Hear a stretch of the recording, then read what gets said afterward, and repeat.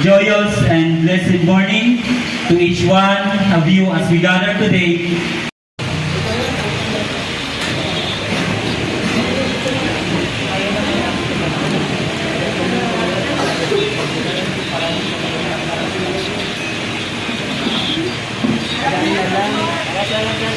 Hello mga kapatid.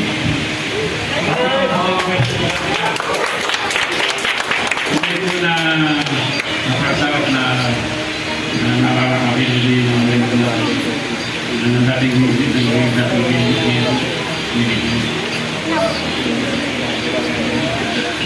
muli, happy 10th anniversary sa kanila.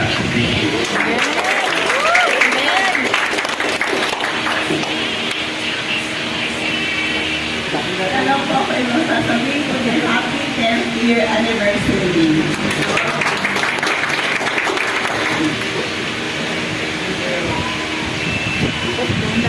Maraming salamat po, Pastor Alex and Pastor.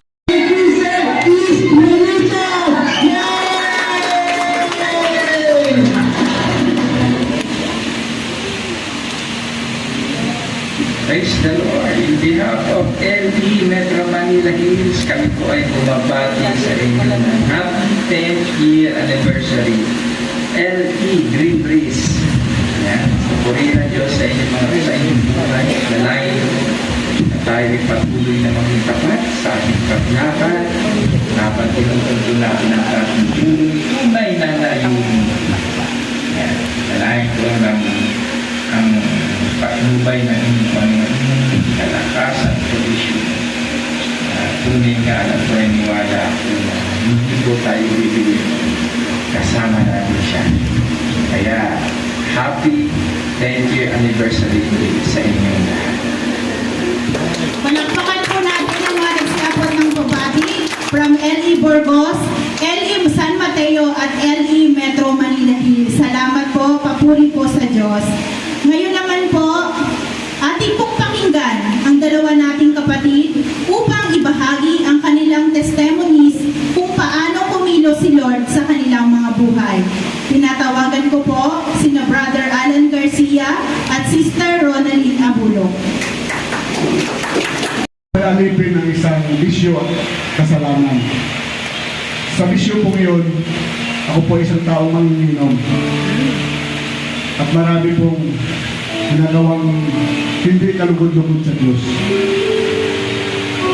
Hanggang sa dumating po ang panahon na habang yung napakalaking pagsubok sa amin na tuwing uuwi yung papa namin, iinom, magwawala sa bahay, aawayin si mama, sisigawan lahat ng kahit sinong nakikita niya. Para lang, kailangan hintayin muna namin siya matulog. Kahit is oras na yan ng gabi,